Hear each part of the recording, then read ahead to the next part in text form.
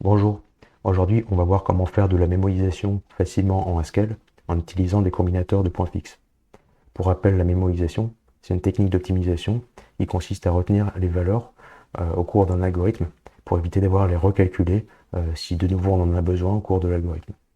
On avait utilisé cette technique dans un tutoriel précédent pour répondre à un problème de l'Advent of Code 2024 en Idris 2. En Haskell, notamment grâce à l'évaluation non stricte, on a des outils pour implémenter de la mémorisation assez facilement. C'est ce qu'on va voir aujourd'hui sur les mêmes exemples que le tutoriel précédent. Le premier exemple, c'était la suite de Fibonacci. Donc Fibo de n est défini par Fibo de n-1 plus Fibo de n-2. Et pour 0 et 1, Fibo vaut 0 et 1 respectivement. Évidemment, il y a des façons plus performantes d'implémenter cet algorithme, mais là on va voir la définition naïve pour juste mémoriser les calculs, éviter d'avoir à les refaire. Donc actuellement dans mon programme, si je compile et si je l'exécute en mesurant le temps d'exécution, donc Fibo, la fonction Fibo1 pour la valeur 42 par exemple, et ben il nous donne le résultat et le temps qu'il a pris pour calculer à peu près 1 seconde 5 ici. Donc c'est pas performant du tout parce qu'à chaque appel récursif, il refait plein d'appels récursifs, il recalcule plein de fois certaines valeurs en fait.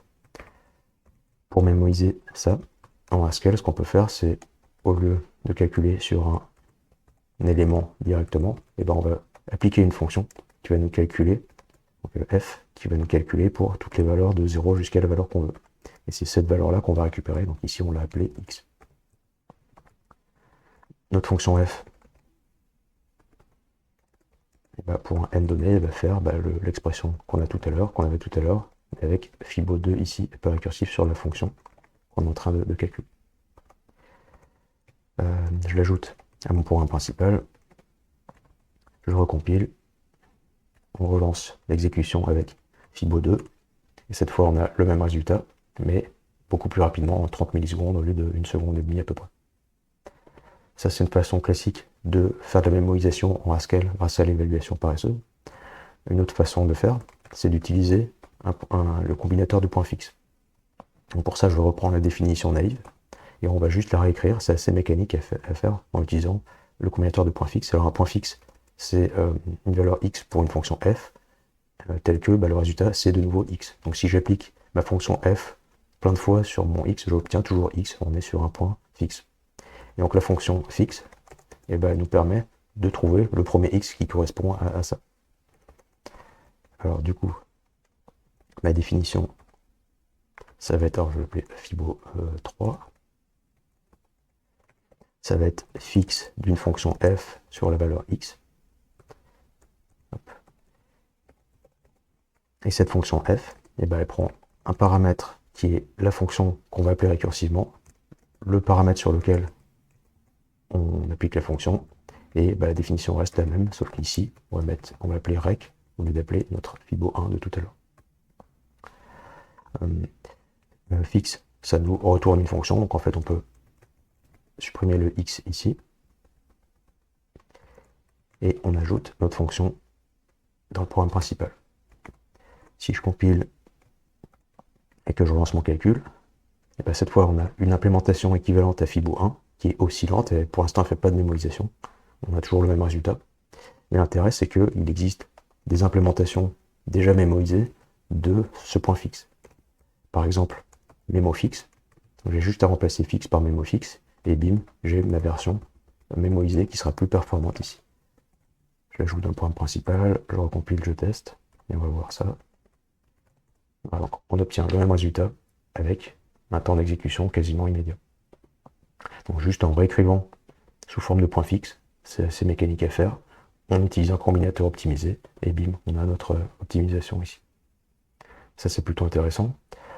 Maintenant, sur un problème un peu plus conséquent, par exemple celui de l'Advent of Code 2024, qu'on avait vu dans le tutoriel précédent, comment on peut utiliser ça.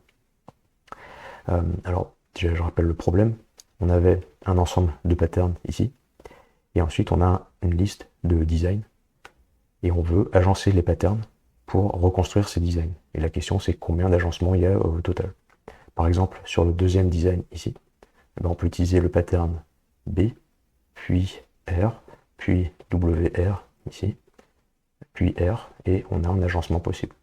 Un autre agencement, c'est de prendre BR, le pattern BR ici, puis WR, puis R, comme tout à l'heure, on a un deuxième agencement possible. Donc là, pour ce designer, on a deux agencements, et au total, sur ces trois designs-là, on a un agencement ici, 0 ici, donc ça fait 3 au total.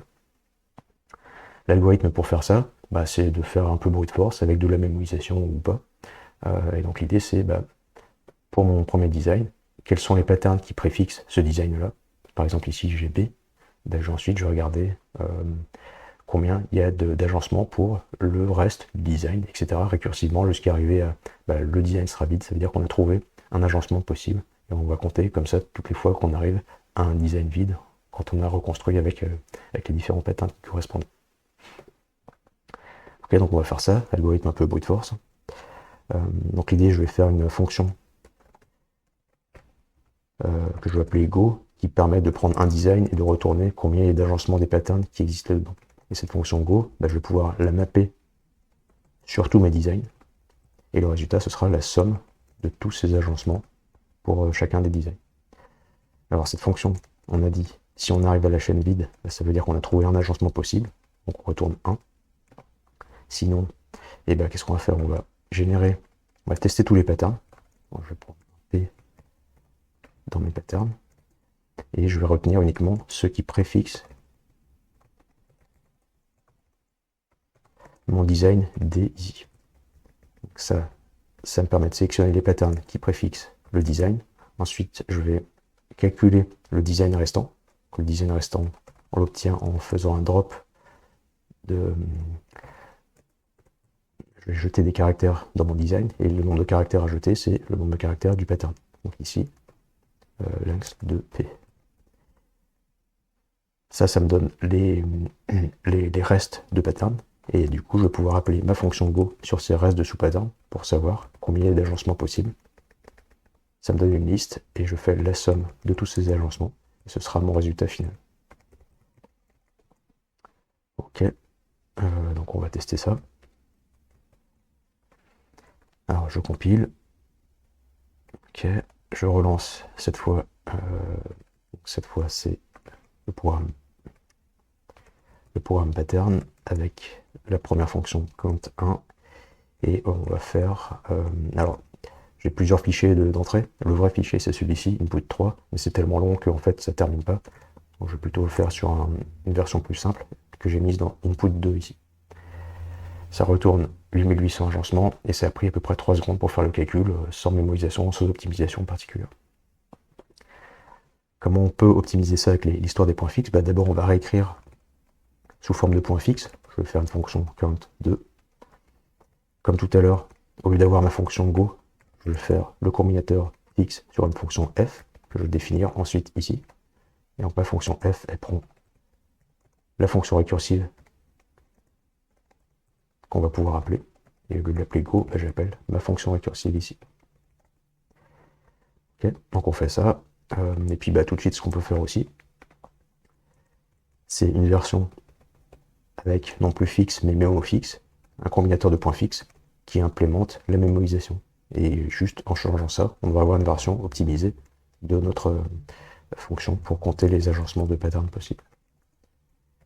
Ok, on compile.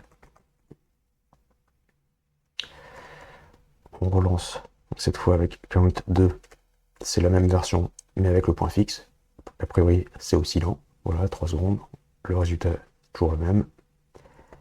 Et sur ma version avec mémorisation, on a le résultat toujours le même, mais cette fois, c'est quasiment immédiat.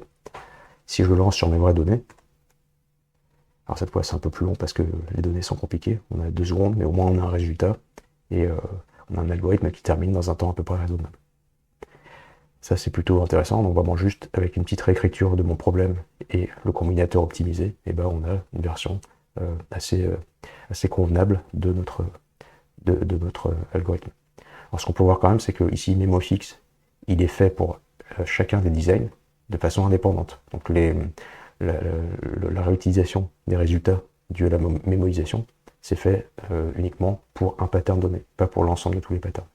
Alors ce qu'on peut faire, c'est écrire notre propre version explicitement de la mémorisation pour partager les calculs sur tous les designs possibles. On aurait pu écrire une fonction f qui va faire un point fixe sur tous les designs, gérer ça automatiquement, c'est peut-être un petit peu plus compliqué, mais au pire des cas, ce qu'on peut faire, c'est comme on avait fait dans le tutoriel précédent, faire une version qui va implémenter la mémorisation automatiquement. Alors comment on peut faire ça? Je vais le faire quand même. Notre fonction Go, jusque-là, elle prenait un design et retournait le nombre d'agencements. Bon, au lieu de faire ça, ce qu'on va pouvoir faire, c'est, dans un état courant, on va avoir un dictionnaire qui, pour les agencements déjà précédemment trouvés, a calculé le nombre d'agencements. Pour les designs déjà traités, retourne le nombre d'agencements ici. Donc les résultats qu'on va trouver au fur et à mesure, on va les stocker dans ce dictionnaire-là, et si on les a déjà trouvés, on n'aura pas besoin de les recalculer. Du coup, on est dans une monade, la monade state ici. Si mon design il est vide, c'est plus 1, mais pure 1 qu'il faut retenir. Si on a un design qui n'est pas vide, et ben on va regarder si ce design est dans le dictionnaire. Donc pour ça, on va récupérer l'état courant avec la fonction get. Donc c'est une sorte de cache, je vais appeler ça cache. Et on va pouvoir faire un lookup, regarder dans le cache si notre design D est présent ou pas. Je vais mettre ça dans un case. Si c'est le cas, on a dans un just la valeur n, et on a juste à la retourner. Si c'est pas le cas, on a un nothing avec ici le calcul qu'on va devoir faire. Donc n, on va calculer nos agencements de pattern. On pourra ensuite retourner et on modifiera notre état courant pour ajouter dans notre dictionnaire donc le design D avec le nombre d'agencements n qu'on aura calculé juste au-dessus. La fonction Go maintenant, c'est une fonction qui est dans la monade state. Donc on ne peut pas faire ça, on ne peut pas appliquer la fonction Go sur les éléments ici de ma liste. Il va falloir que je calcule d'abord ma liste, puis après je vais faire un map underscore ici, un map m pardon, de ma fonction Go sur les éléments de ma liste. Et le résultat de tout ça, je vais appliquer ensuite la fonction sum sur le résultat de cette action-là, et ça va me donner le bon résultat ici. Qu'est-ce qu'il n'est pas content? Donc là, pareil. Ouais. Donc ici, il va falloir faire un eval state. Pareil, je vais mapper Go sur tous les designs. Et l'état initial de ma monade, ça va être le dictionnaire vide avec mempty ici. Et donc, qu'est-ce qu'il me dit ici? Ah oui, c'est pas lookup, c'est m.lookup. Ok. Je peux ajouter mon algorithme dans mon programme principal. Et donc cette fois, vraiment, mon dictionnaire ici, c'est l'état courant de tous les appels sur tous les designs. Et du coup, il va réutiliser les calculs d'un design à l'autre. En plus, il va faire ça dans ce dictionnaire qui est une structure un peu optimisée pour faire des recherches et des insertions. Ok, donc je compile. Je lance directement sur input 3. Donc cette fois, on passe de 2 secondes à 200 millisecondes. Le résultat a l'air d'être correct. Donc vraiment, on a encore optimisé le calcul. Alors après, il y a peut-être moyen d'implémenter ça sous forme de point fixe ici, mais ce sera plus compliqué que juste réécrire la fonction récursive sous forme de point fixe. Voilà, donc en conclusion, la mémorisation, ça permet d'optimiser vraiment un algorithme en réutilisant les calculs au fur et à mesure qu'on les fait. En Haskell, avec l'évaluation non stricte, c'est assez facile à faire. Il suffit de réécrire le programme sous forme de combinateur de points fixes, et on a des versions optimisées des combinateurs de points fixes qui ajoutent automatiquement la mémorisation. Parfois les algorithmes sont un peu plus compliqués, donc ça peut quand même valoir le coup de refaire la mémorisation à la main, mais rien que les combinateurs de points fixes optimisés permettent d'avoir un résultat tout à fait correct assez facile. Et voilà.